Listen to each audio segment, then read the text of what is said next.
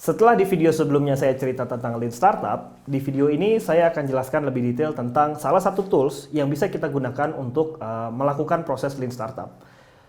Tools tersebut adalah Javelin Board.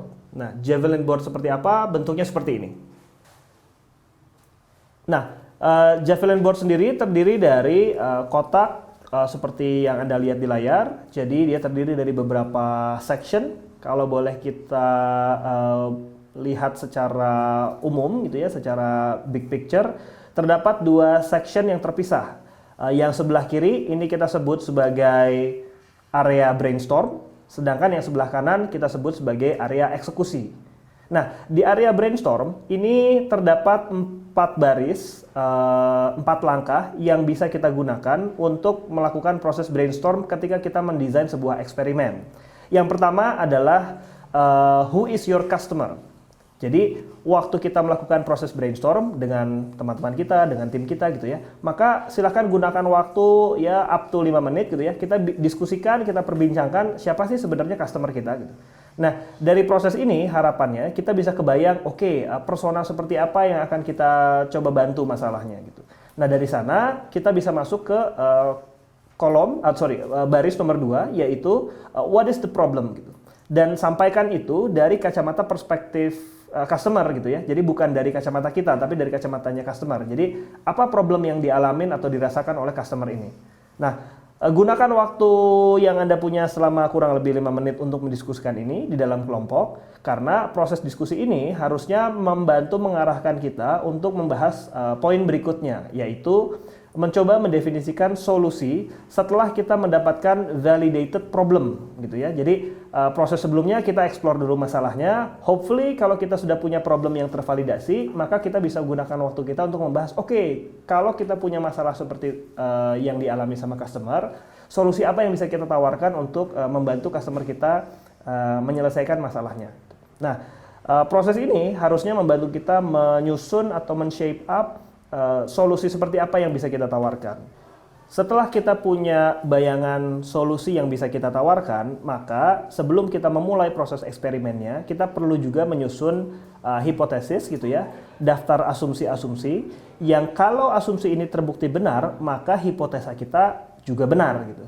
Sehingga proses brainstorm ini diharapkan selain bisa membantu kita merefleksikan runutan berpikir mulai dari siapa customernya, apa problemnya, solution apa yang bisa kita tawarkan, kita juga punya bayangan. Kalau asumsi-asumsi yang kita definisikan ini terbukti benar, maka kita sudah on the right track untuk menuju produk yang market fit gitu ya. Nah, ini yang sebelah kiri ini adalah proses yang bisa kita lakukan atau alat bantu yang bisa kita lakukan waktu kita melakukan brainstorming dalam rangka menyusun sebuah eksperimen. Nah, di Javelin Board, proses brainstorm ini sebaiknya dilakukan setiap kita mau menyusun sebuah eksperimen. Nah, kalau kita ngelihat sekarang kotak yang sebelah kanan, area eksekusi, maka kita bisa lihat area eksekusi ini terdiri dari beberapa kolom dan beberapa baris. Jadi, kolomnya kalau Anda lihat itu ada angka 1, 2, 3, 4, 5 gitu ya. Dan kolom-kolom ini menggambarkan eksperimen nomor berapa. Jadi eksperimen nomor 1 ada di kolom nomor 1, eksperimen nomor 2 di kolom nomor 2 dan seterusnya. Dan ini sebenarnya kita bisa extend bahkan di luar dari template yang sedang Anda lihat ini, kita bisa lanjutkan lagi ke kanan gitu ya. Mungkin eksperimen ke-6, ke-7, ke-8 dan seterusnya. Nah, yang barisnya di bagian area eksekusi ini kalau Anda lihat ada customer, problem, solution, riskiest assumption, success criterion, result and decision, dan learning. Nah, kalau mudahnya, saya rasa Anda bisa langsung analogikan bahwa pembahasan sebelumnya di proses brainstorm tentang siapa customer kita, itu bisa kita list, misalnya, biasanya ini digunakan menggunakan sticky notes gitu ya, di print A0, kertas besar gitu. Lalu siapa customer kita itu kita tulis di sticky notes dan kita tempel di kotak eksperimen pertama di bagian customer, di baris customer gitu. Nah, lalu hasil diskusi kita tentang apa problemnya kita tulis juga dalam sticky notes, kita tempel di eksperimen pertama di bagian baris problem. Lalu di baris solution kita juga lakukan hal yang sama. Kira-kira estimasi solutionnya apa, dugaan solutionnya apa, kita pasang di sebuah sticky notes, kita tulis sebuah sticky notes, kita tempel di kolom solution di eksperimen 1. Nah, di list of assumptions, kalau tadi diskusi sebelumnya kita membahas hipotesa dan assumption-nya, itu bisa kita pecah ke 2 baris. Yang pertama adalah riskiest assumption dan success criterion. Riskiest assumption ini adalah asumsi yang paling berisiko yang kalau ini tidak terbukti benar, maka sebaiknya kita pivot gitu ya. Jadi ini sifatnya untuk mendefinisikan variabel apa atau faktor apa yang paling krusial untuk menentukan hipotesa kita benar atau salah.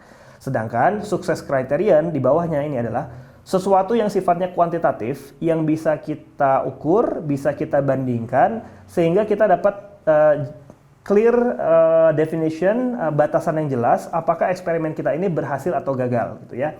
Nah, dari baris customer sampai success criterion Anda bisa isi setelah melalui proses brainstorm sebelumnya. Nah, kalau Anda lihat di bagian yang bawah ada kalimat get out of the building karena desain eksperimen itu sebenarnya hanya menyusun dari baris customer sampai success criterion.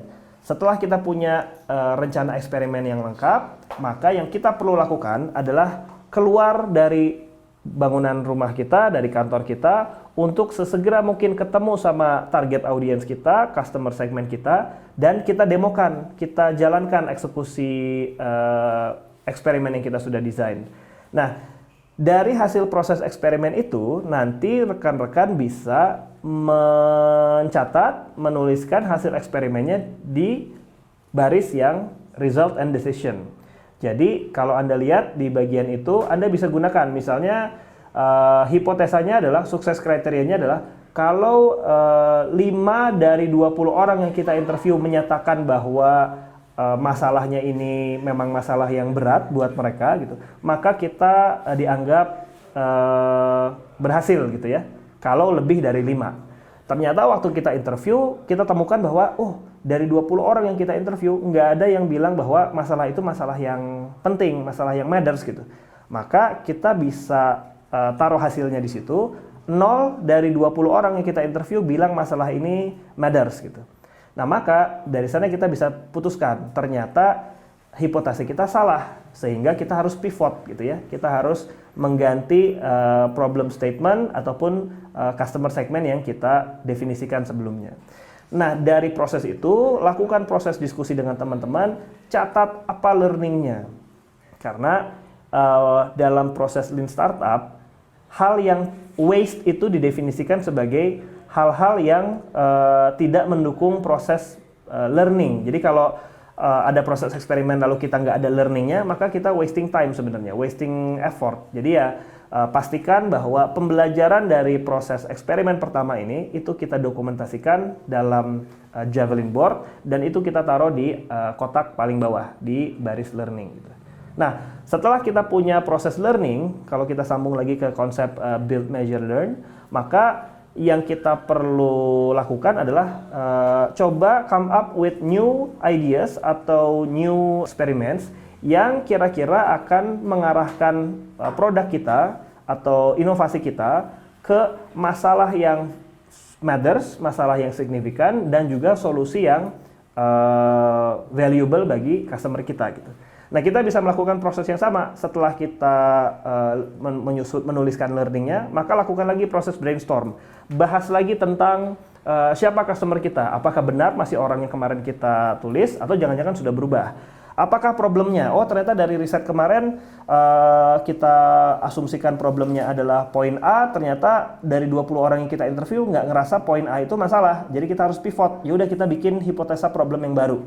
Lalu kita bayangkan lagi, oh ternyata solutionnya kira-kira seperti apa ya gitu yang kita bisa usulkan untuk menjawab permasalahannya customer gitu. Nah, proses ini kita lanjutkan brainstorm seperti siklus sebelumnya. Lalu kita tulis lagi di kolom nomor 2, customer-nya, problem-nya, solution-nya, risk case assumption-nya, sukses kriterianya. Dan di akhir kita lakukan lagi proses get out of the building. Kita ketemu lagi, kita rencanakan lagi ketemu sama customer gitu ya.